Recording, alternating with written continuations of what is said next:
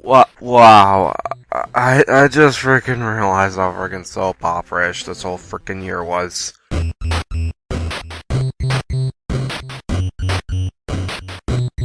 So now that Christmas is here, unless I upload this in January, I figured I would give you guys something special with a review of something that is not an anime or Pokemon movie. RWBY is an internet show created by the company Rooster Teeth, who also created shows like Achievement Hunter, X-Ray and Valve, and their longest running series, Red vs. Blue. These guys are very popular in the gaming/animation community, and it's kind of funny that their humble beginnings were 5 guys wanting to make a series about reviewing games while drunk. So good job, alcohol! You finally did something right for the world that doesn't involve relieving stress. So how is the first volume of RWBY? Well, let's find out. The story begins with a prologue about the history of Remnant, aka the name of the world that the show takes place in. In the beginning, it was filled with supernatural beings and creatures known as the Creatures of Grimm. Oh, so that's what my father's been doing all this time. Anyways, once humans came around, they had a war against these beasts. A beast war, if you could call it. Eh? Whatever. Eventually, they found a material called dust, and they managed to win the war. Cut to present day, where this material is now used for abilities and weapons, and you have people going around trying to steal it for their own evil purposes. But what about the Creatures of Grimm? Well, while they were defeated, they were not exterminated. Those creatures are still around, and humans still hunt them down. Although those humans are called hunters/huntresses. Wait a minute. Did they just rip off Monster Hunter? Anyways, the first episode has the main antagonist of the volume, Roman Torchwick, trying to rob a place for its dust, and we get to see what his weapon is. A cane. Oh my god, that is so cool! But while this robbery is going on, one of Roman's goons tries to mug a girl in a red hood. This girl is Ruby Rose, our sort of main protagonist. She then proceeds to kick his ass to the curb. We then get to see her weapon, a scythe that can turn into a rifle, and we get to see her tear apart some more goons. Eventually, Roman gets involved in the fight, and then he escapes. We then cut to Ruby getting scolded by Glinda Goodwitch, which is apparently a reference to Wizard of Oz, and then Ozpin, the headmaster of Beacon Academy, comes in. We hear Ruby's reasons for becoming a huntress, and then Ozpin, who saw her motivation and skills as great, offers to let Ruby join the freshman year of the academy he is the headmaster of. She accepts, and we get introduced to 2 more characters. Yang, Ruby's half-sister, who's basically a pair of tits for most of the volume, and Jean-Arc,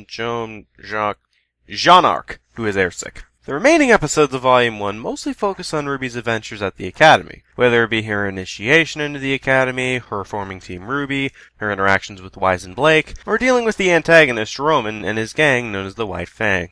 But the show isn't just about her. We also have some episodes where RWBY is not the main focus. For instance, the last 2 episodes of Volume 1 have a focus on Blake, who used to be a member of the White Fang since they were formerly a symbol of peace and unity between humans and Faunus, which are basically humans with physical animal traits. That's right, Blake has animal traits as well. That being adorable cat ears. Screw Yang, Blake is best waifu. But eventually the White Fang had a new leader and effectively turned the group into basically a terrorist group, so Blake decided, yeah, no, I'ma leave. But with these 2 episodes, it puts the spotlight on someone else, and it helps the viewer sympathize/understand this character a lot more, since we know more about this character and her bond with certain characters, while we also get to see these Faunus kick ass against the main antagonist in between those moments. Another example of this was earlier on in the series with Jean-Arc. He gets several episodes where he's the main protagonist of the episode, and we get to see what his deal is. Now, unlike other characters, he doesn't use a weapon that can turn into a gun. It's just a sword and shield. But by the time episode 14 hits, we get to see Jean kick ass with these weapons. But back on topic, that's probably this volume's strongest trait.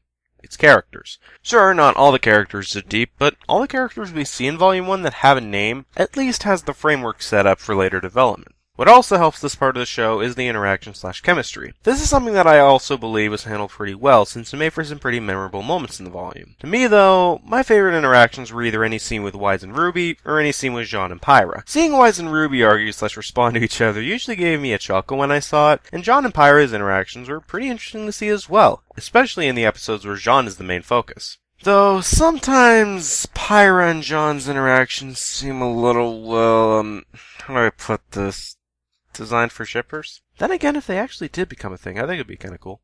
Sorry, random shipping moment there. But what about the villains? Are they any good? Oh yes, I freaking love Roman in this volume. Whether it be his weapon, his suave voice, his personality, or even his fights, this antagonist certainly kept me interested as I was watching the first volume, and I'm excited to see what he will do in volume 2. But that's it for the characters. Wait, what about Lee? Don't say it! Why? We don't need a cameo from a certain redhead. The first mention of who that character looks like should be fangirling. Oh, right. You two done? Good. As for the music, this is another element handled well.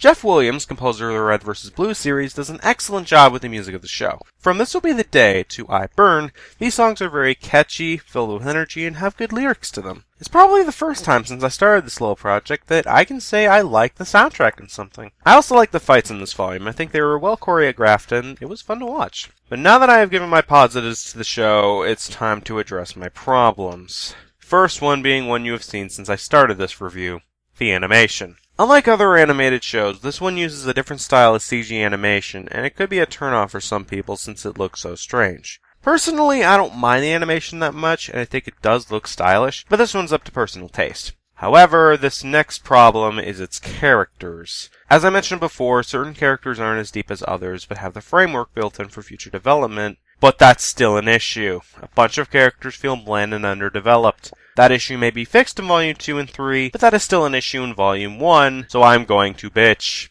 But that's really all I have to complain about. I thought this volume was really good, and I do highly recommend you give it a try at least. The episodes are available on YouTube, iTunes, Amazon. Hell, you can get it on Netflix where they compiled all the volume episodes into one long movie. But that concludes this review. I'm the Mounty, and have a happy holidays.